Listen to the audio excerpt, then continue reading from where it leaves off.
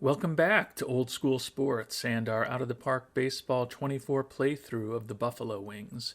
We have just made it through the first year player draft, and we are closing in on the midway point of this 2038 season. The Wings are 39 and 30, second place in the National League East, about 2.5 or exactly 2.5 games behind the Montreal Expos. We've got only two top 100 prospects in our farm system right now. Eric Barbarito having a nice year in AAA Albany for us. He very well could be promoted in relatively short order. Guadalupe Amezcua, you may remember, is a scouting discovery from several years ago. We just promoted him to Class A Marathon. Hasn't even played a game there yet. He's 21 years old now. He hasn't done much in the DSL, but want to see what he can do with some different coaching and a different level of competition.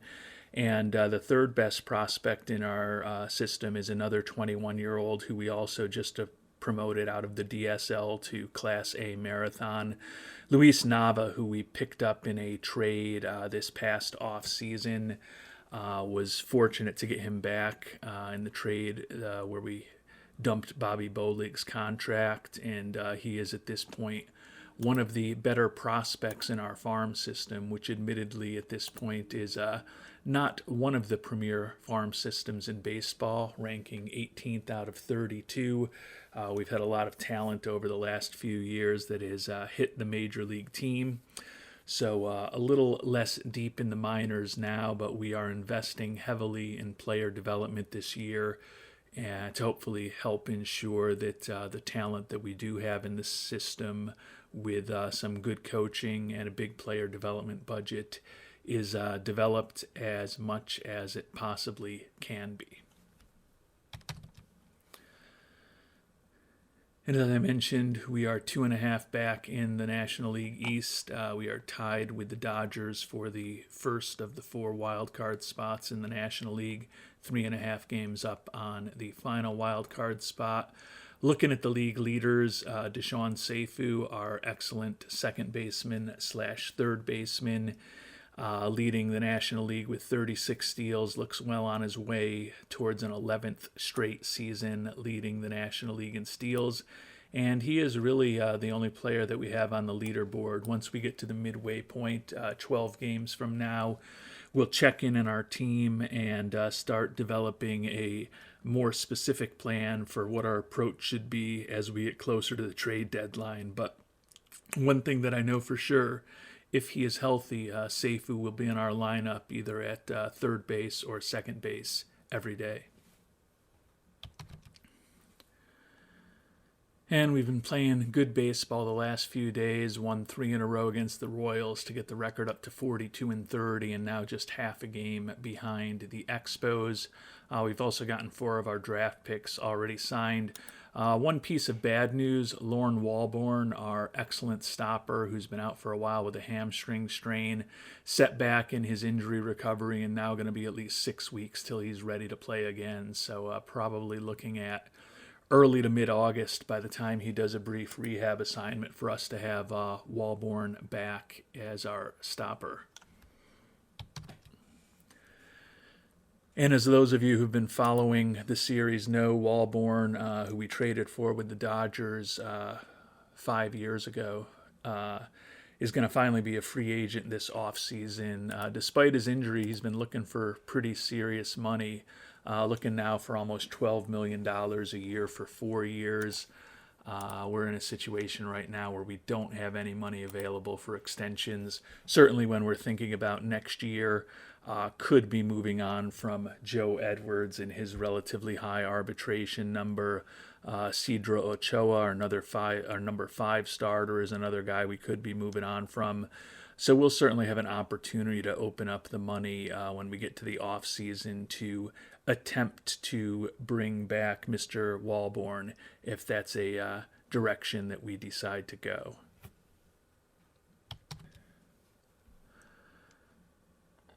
And we've made it to the midway point of the season. We've taken 2 out of 3 so far in an important series against the first place Expos at home.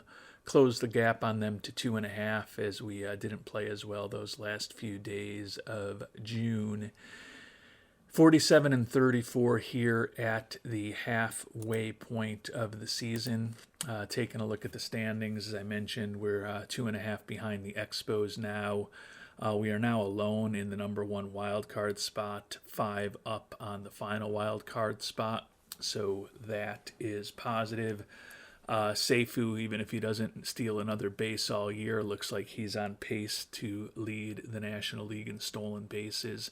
Not a particularly active year for many players on the base paths. Jason Dominguez, who at this point is 35 years old, is tied for second in the National League with 17 steals.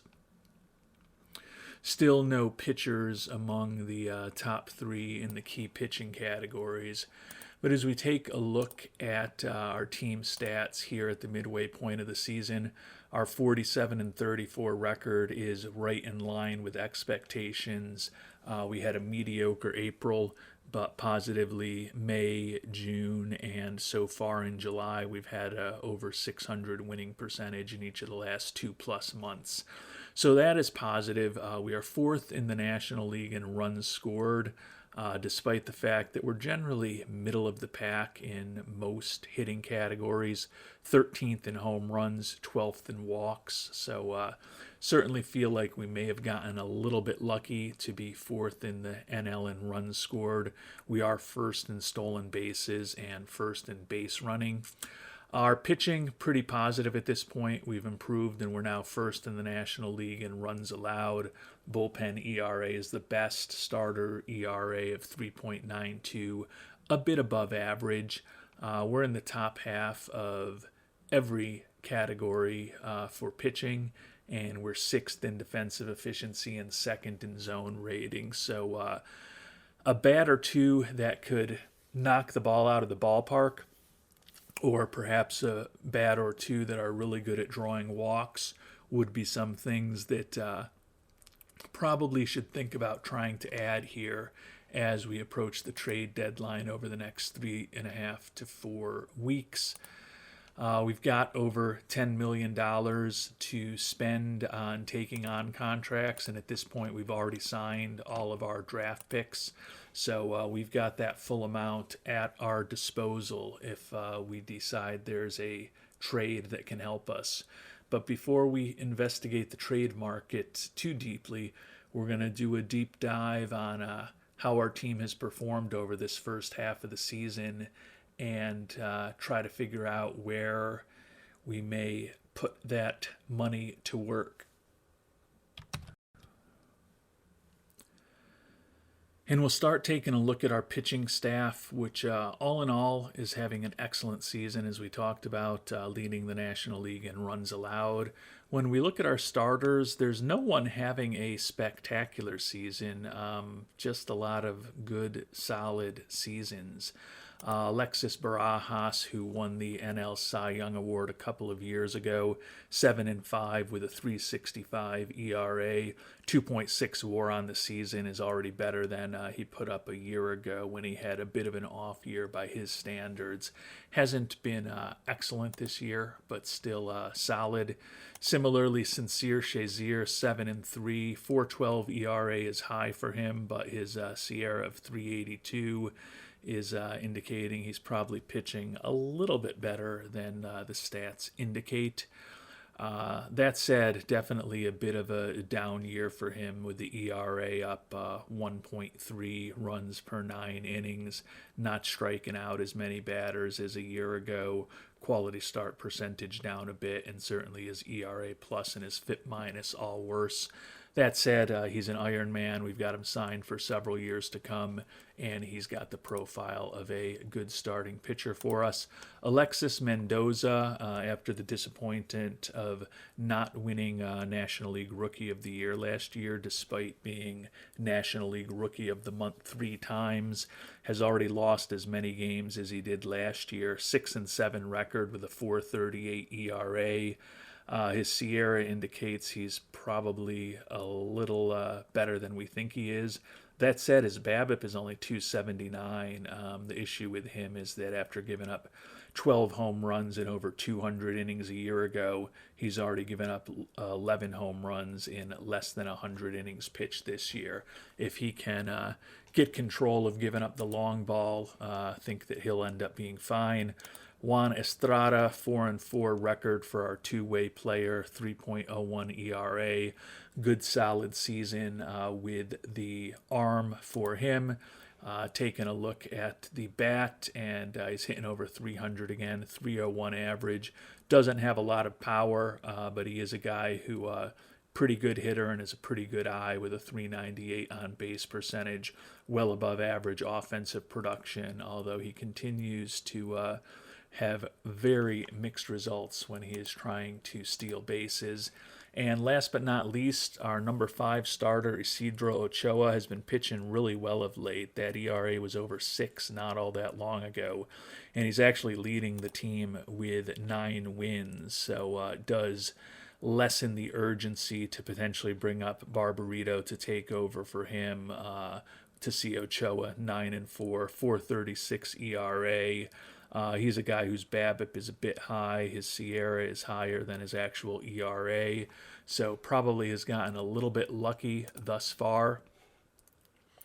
We'll see how he does the rest of the way, but with the fact that he's been pitching much better of late, and I can show you that. We can see that Ochoa's ERA was 6.10 in April, 5.93 in May, but improved to 2.64 in June, and no runs over 7 innings pitched with 2 hits in his only appearance thus far in July. So, as I said, no urgency to get him out of the rotation at this point. And as solid as our starters have been, the bullpen has actually been pretty spectacular. Joe Scott, I know some of you didn't love the trade that we made to bring him on as our young closer last offseason. He's been involved in a lot for us, though. In 36 games, he's got 24 saves, 4 wins, and 4 losses. So when he's involved, usually involved in the decision somehow, striking out more than a batter per inning for us. Has allowed 3 home runs this year and walked 20 batters. Control is going to be the issue with him. There's no question about his excellent stuff. Juan Veliz has not allowed an earned run yet this year, and Yohani Varejo and Elvin Jimenez both have ERAs below 250 as our setup crew. Mike Waters and Inahiro Miyake, our middle relievers, 222 and 169 ERAs.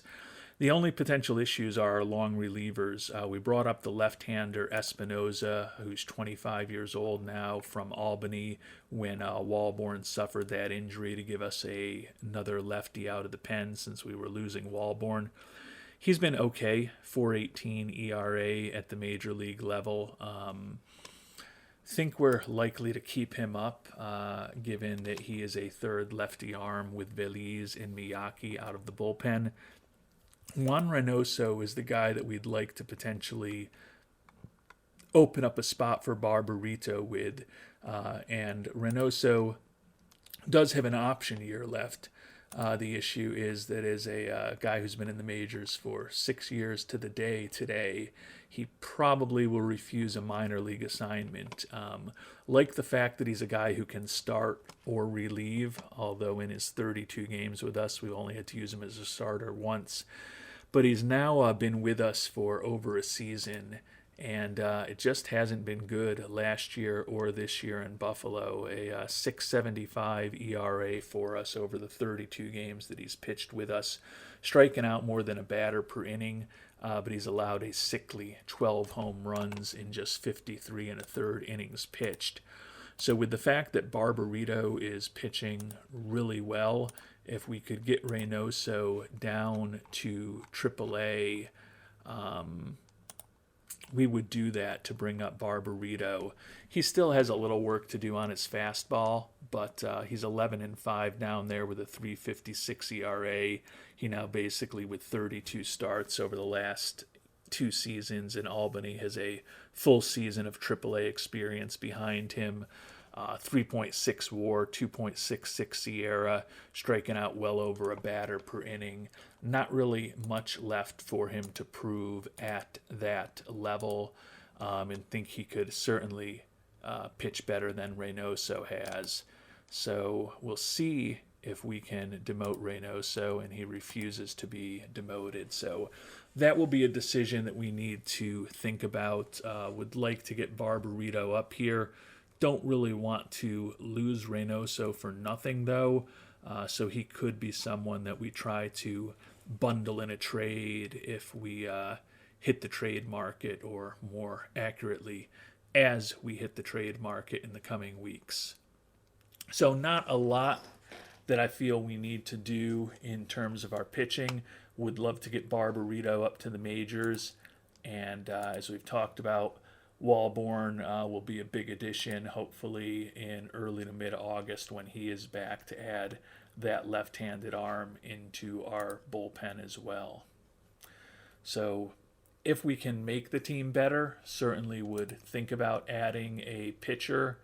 But right now, with the way people are performing and the pitchers we have on our team, I don't think there's any obvious moves that we need to make involving a trade to add some talent for the pitching staff. And as we move to our position players, this is the area where I think there may be something for us to do in the coming weeks. We already talked about our two-way guy, Juan Estrada. He's not going anywhere, effective on the mound and effective as a hitter. Ted Jackson has been a disappointment as our backup catcher. We thought that he would hopefully be able to at least hit at the major league level, and he's batting just $164 with 1 home run and 61 at-bats. Not getting the opportunity to play every day, so it is a small sample size for the 27-year-old who's been toiling in our system for over a decade at this point, and finally got called up after being a 9th-round pick this season. Given the fact that he's not hitting at all, and he's also below average defensively, he's a guy that we could look to move on from, either bringing on a better backup catcher through trade or perhaps just promoting somebody from AAA. Andres Medina, who we signed to that 3 to 4 year contract, depending on whether he opts out after the 3rd season this past off season, has been fine. He's not $22 million fine. His bat has slipped a bit this year, where he's only slightly above average in terms of his WRC+. Still has that captain personality, still is excellent defensively. We're hoping he'd be a bit above average with the bat. So a little disappointing that he's only slightly above average after 125 and 112 WRC pluses the last 2 seasons. But with his catcher ability, still an important player for us. Looking at his fielding stats, his catcher ERA is 3.53. We'll compare that to Ted Jackson, and his is actually better, 3.04. Very small sample size. Wasn't expecting to see that given the difference in their ratings. Would tend to think that would revert a bit, but when you've got a small sample size, anything can happen. Still think that just based on the ratings alone, I would not mind upgrading Ted Jackson in the coming weeks. Turning to our infielders, and this is an area where I think there may be a position or two that we try to upgrade. Joe Gallagher, the 2nd-year player, is hitting .241, so his batting average is actually slightly higher than it was a year ago. 13 homers and 53 ribbies, though, so on pace for about the same number of ribbies, but a lot fewer homers.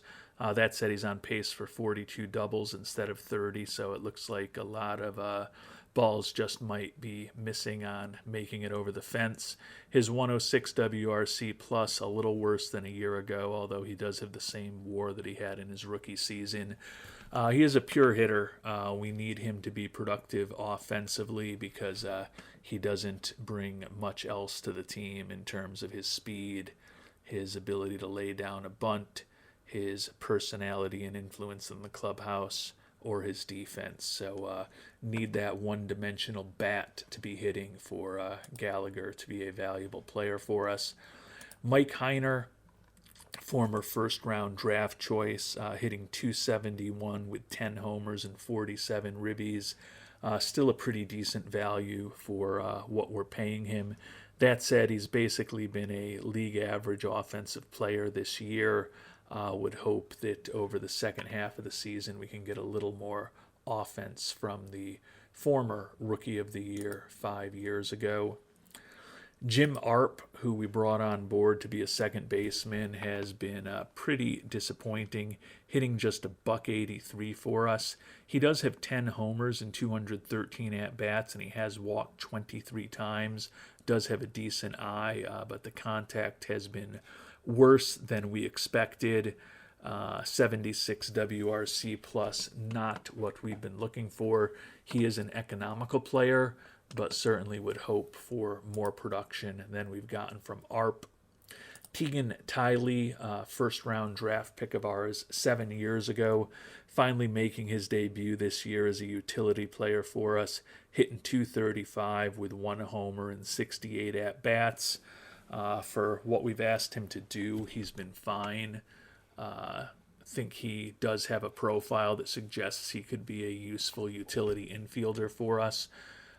Don't know that he's the guy that we would want to take over for Arp as our everyday second baseman, but that is one option. Joe Edwards, the third baseman, is struggling to find regular playing time for us this year. He has been pretty productive with a bounce-back year, .295 with 6 homers and 129 at-bats, 146 WRC+. The clear solution would be potentially to move Edwards back to be our starting third baseman and pivot Deshaun Seifu to be our starting second baseman. That would mean less playing time for Arp and more regular at-bats for Edwards. So if we can't find a solution in the trade market, that's something that we should think seriously about. And then our 2 shortstops, Steve Anderson and Tim Hull, still in a platoon with one another. Actually, that's not true because Hull is now playing second base for us, I think, in a platoon with Arp. So Anderson has actually been a everyday shortstop for us for the first time in his career. .261 average, 10 homers, league average in terms of his offense. A respectable defensive player, has put up a 1.7 WAR for us. And then Hull has been platooning with Arp, not starting that many games since he's only playing against left-handed pitching. Hitting just a .195, doesn't have a homer yet, has been below average offensively. If he was doing a little more offensively, we could also think about starting him over Arp. But right now, I think we're going to make the change, pull Arp from the starting lineup, pivot Edwards to third base, and put Deshaun Seifu back as our starting second baseman. So we have made that change now to get Edwards into the lineup as our everyday third baseman against right-handed pitching, move Seifu back to second. It'll perhaps weaken our infield defense a little bit, but hopefully we can get a little more offense with the power-hitting Edwards, who's having a nice year and is also pretty good at drawing walks. So he helps with the homers potentially, and he also helps with the walks, 2 of the areas where we've been struggling. And Arp now moves into a pure utility role for us in the infield along with Tegan Tiley. We haven't checked in on Seifu yet, so I certainly don't want to forget to do that. Seifu, as we've talked about, on his way to leading the National League in steals for an 11th consecutive season. Still has his speed. His gap power has tailed off a little bit. I believe that was a 70 the last time we checked in with him. The batting average has dipped to .260 this year. Does have 14 doubles, 4 triples, and 1 homer, so on pace for 28 doubles, 8 triples, and 2 homers. And given that he is a guy who has led the league in doubles a couple of times and led the league in triples 6 times, you can see that with the gap power declining a bit and perhaps his speed a notch below where it used to be, not generating as many extra base hits as he used to, and that's resulted in a much lower batting average and a much lower slugging percentage for him this year. He's been, when all is said and done, a below average offensive player for us this season. That said, looking at his profile with the contact, gap power, and avoid strikeout ratings where they are, tend to think he could be in line for a better second half of the season than he's had in this first half of the year. His BABIP of 307 is lower than it's been the last few years, and over 40 points below his career mark. Maybe that's because his gap power is declining a bit, and his speed, although it looks like it's almost as good as it's ever been, is off the peak, but still exceptional. Maybe he's done. I tend to think he's probably just gotten a little bit unlucky for us thus far. And we'll move on to our outfielders now. And we've only got 3 guys listed as outfielders on the team. Now, we do have guys like Gallagher and Heiner and Edwards who can play the outfield and have played the outfield for us. And in the case of Edwards, is serving as our starting right fielder against left-handed pitching still.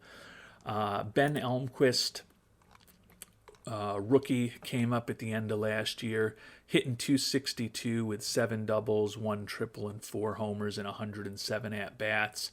The right-handed hitter is starting only against left-handed pitching. He's been a slightly above-average offensive player in his first full year in the majors. Tim Gaglia, day-to-day right now with a bruised ankle, everyday center fielder, hitting .271. Has stolen 13 bases for us, doesn't have a ton of power after being a slightly above average offensive player 2 years in a row, a bit below average this year. Like his speed, like his defense and his range in center field, would certainly hope that that bat gets to be a little bit better, but hasn't been disastrous. But that said, 2 of our 3 outfielders are kind of average or below average offensive players. And we can say that about our third outfielder also, in Mike Broughton, who we picked up last offseason in a trade with the Angels when we moved on from Mr. Flores and Mr. Hardage. Hitting just .240 for us, 19 doubles and 7 home runs in 262 at-bats.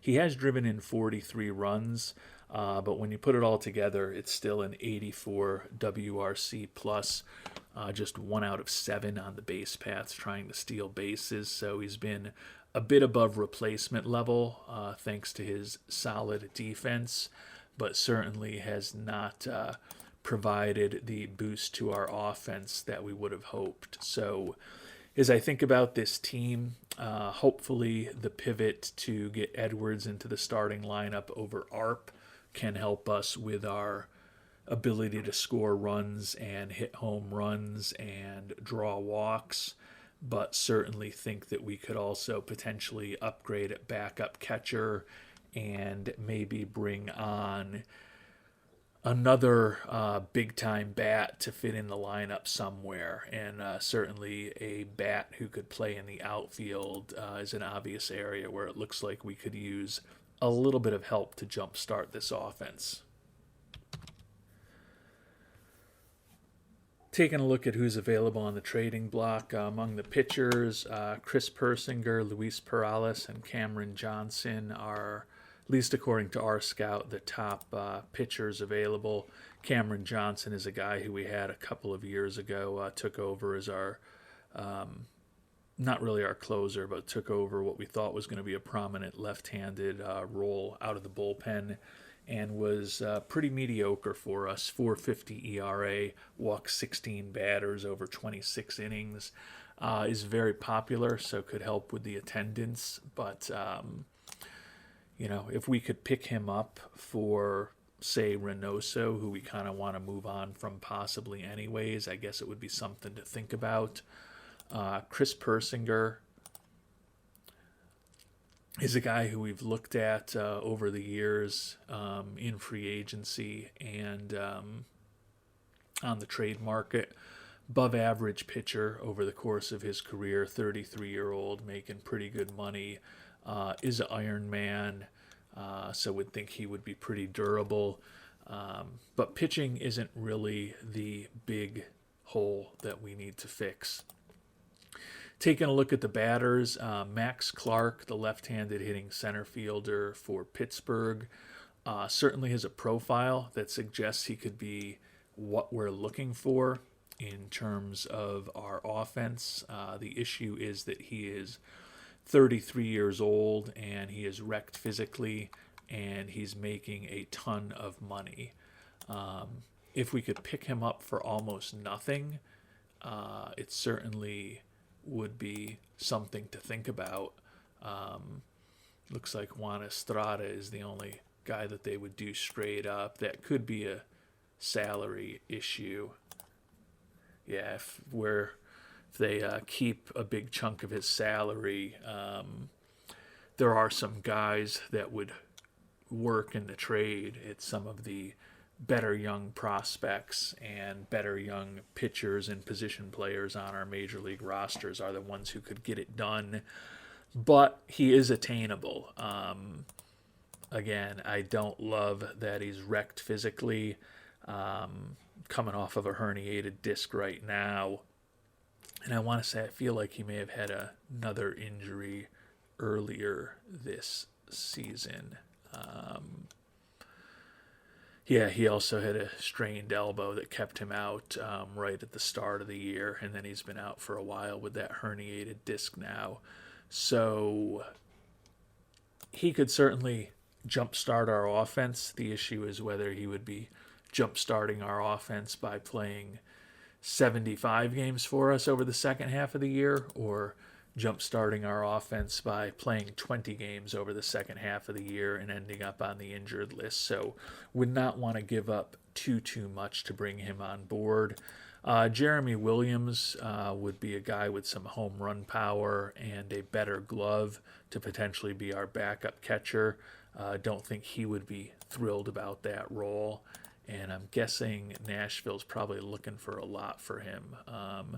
Yeah, I mean, they want the better players or the better prospects in our system, including some of our starting pitching prospects to get this deal done. So he is attainable. I don't feel like paying up for a backup catcher is necessarily the direction we really want to go. Some other interesting-ish players out there. Billy Weaver, 34-year-old outfielder, got a little pop in his bat if you look at the ratings.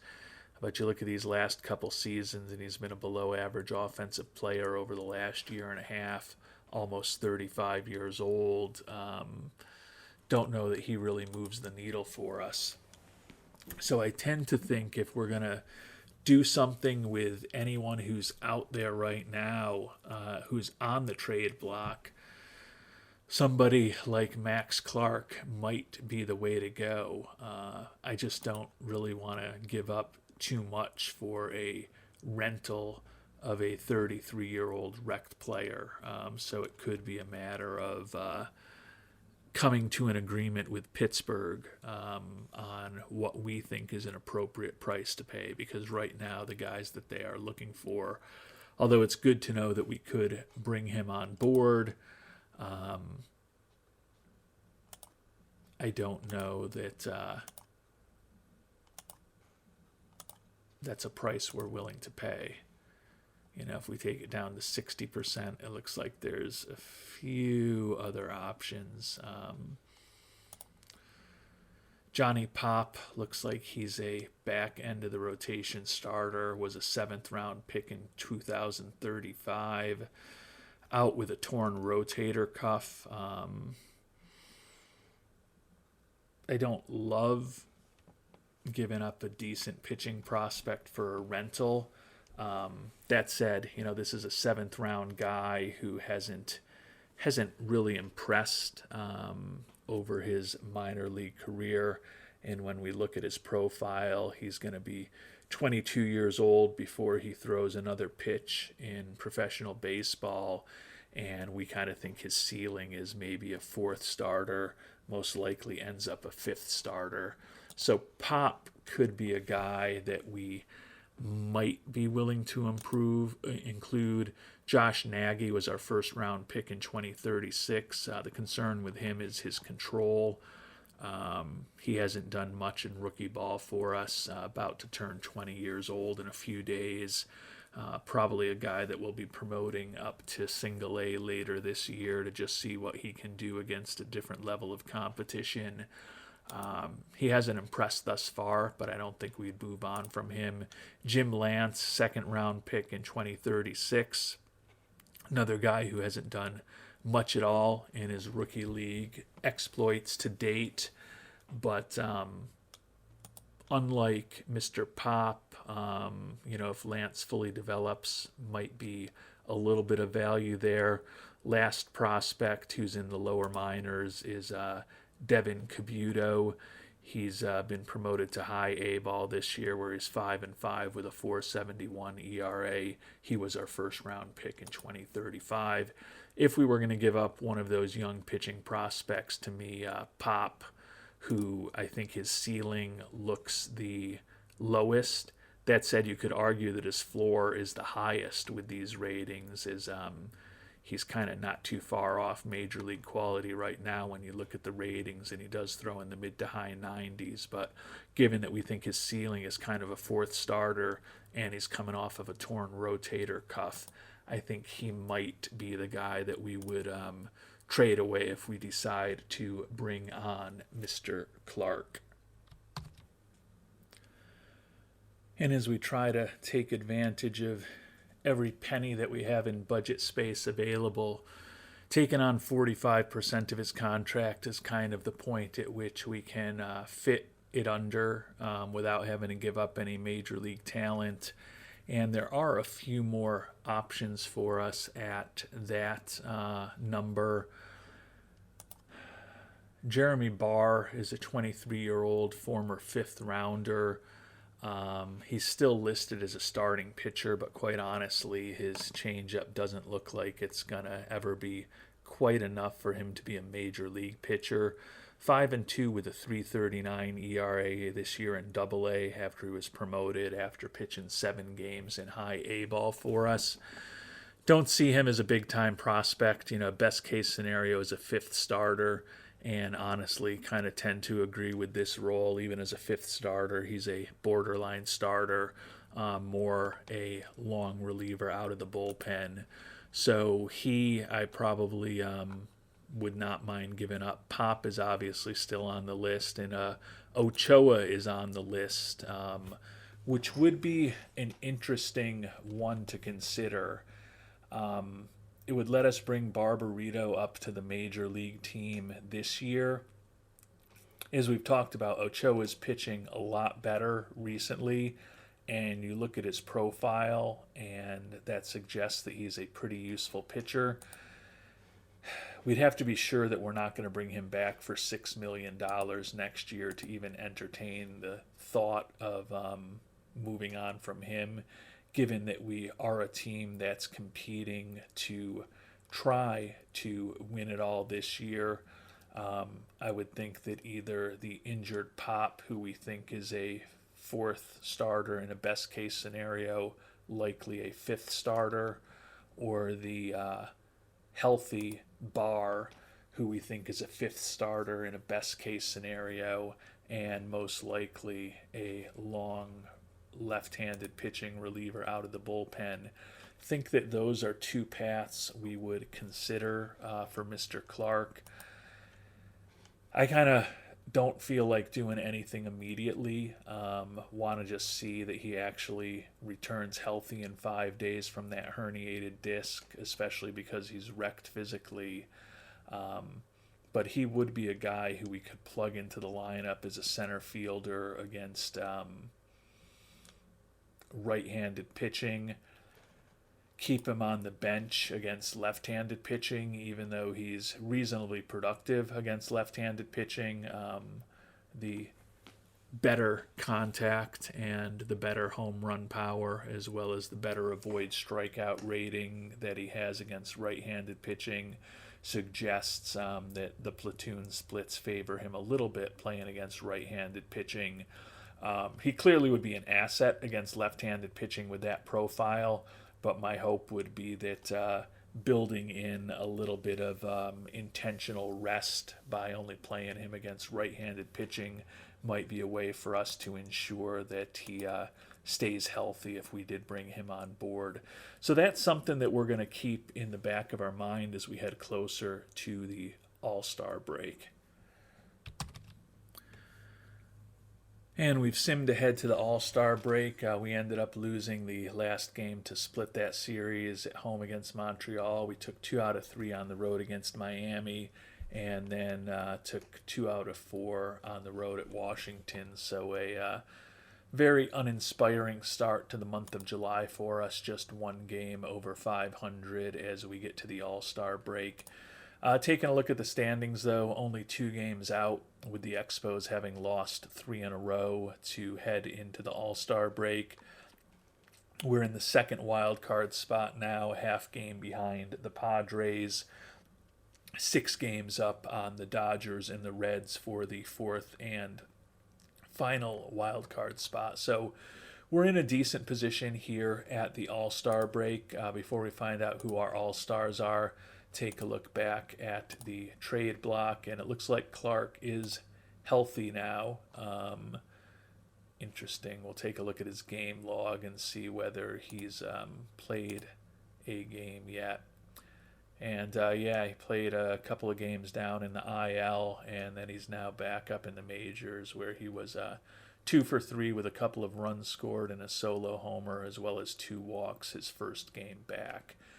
So that's the interesting decision for us to think about. With him healthy now, wonder whether anything different is going to show up as far as what they'd be looking for him in trade.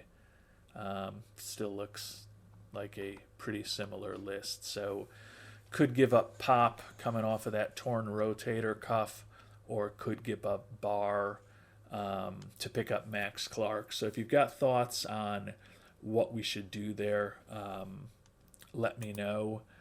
I know some of you get triggered every time I pick up a wrecked player. I get it. If there was a guy who was a Iron Man or durable who had this profile, I would love to bring him on board. Unfortunately, Clark is the best hitter who's at least available on the trade market, and if we pick him up, we'll just have to hope that we can try to keep him healthy. If I could find a guy who wasn't wrecked, I would love to. But clearly, if there's a guy who's not wrecked, he's probably going to also cost us a little more money, or a little more in trade value, and could be a lot more in trade value in some situations. A couple other guys recently added to the trade block. Juan Soto, who's out for 3 weeks with torn ankle ligaments, the 39-year-old. At least with that rating profile, kind of looks shottish. Still can draw a lot of walks, but that 45 contact, 30 gap power, 45 avoiding strikeouts does not indicate a 295 batting average to me, and that 391 BABIP indicates that he probably has gotten lucky. I'm guessing he would be cheap, but I don't think he's the answer. Shamar Badio is a second baseman who is got some personality issues, but is a pretty useful bat.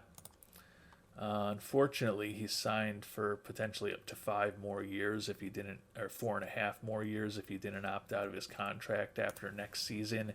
Don't know that I would be inclined to take on that contract, even though he's a pretty productive offensive player with exceptional home run power. I tend to think among those top three guys, I'd prefer the short term relationship for the next 2.5 months with somebody like Max Clark, and just hope that the fact that he's wrecked physically doesn't come back to haunt us too hard. So that's what I'm thinking. If you've got thoughts on whether we should go after Clark, and if so, which of the pitchers or which other player would you give up for him? Would love to hear that. Take a look at the All-Star rosters now for our team. Taking a look at our Buffalo pitching staff, and it's a bit odd. We've got the best pitching staff in the National League, and our only All-Star is an injured reliever among our pitchers. Nice to see Walborn get that recognition. As I talked about, none of our starters are having standout years, but would certainly think that could have taken a couple of arms from our bullpen. But Walborn, our only all-star player among pitchers. Kind of interesting, Andres Medina, our catcher, is an all-star this year. And then Walt Miller, who we moved on from and traded away this offseason when we decided to bring back Medina, is also an all-star in Colorado. 267 average and 14 homers and 240 at-bats. Certainly looks like he is taking advantage of the thin air and the elevation in Colorado to boost his numbers, and he's still got one more arbitration year before free agency, and he's looking to be making over $10 million next year with the big numbers he's put up in Colorado.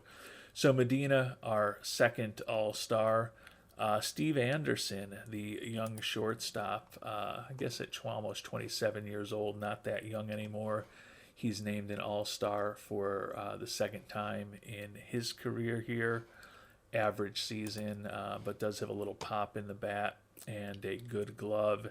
And not surprisingly that we don't have any outfielders among the all-stars. So a team that's on pace to win 94, 95 games, only having 3 all-stars this year. Steve Anderson, Andres Medina, and the injured Lorne Walborn.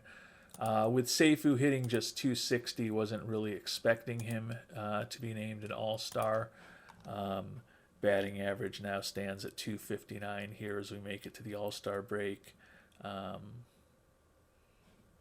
WRC plus at 88. As I said, looking at his ratings, looking at the fact he's still got some speed, tend to think he's probably been a bit unlucky with that BABIP being almost 50 points below his career mark, and would expect some more production from Seifu over the second half of this season.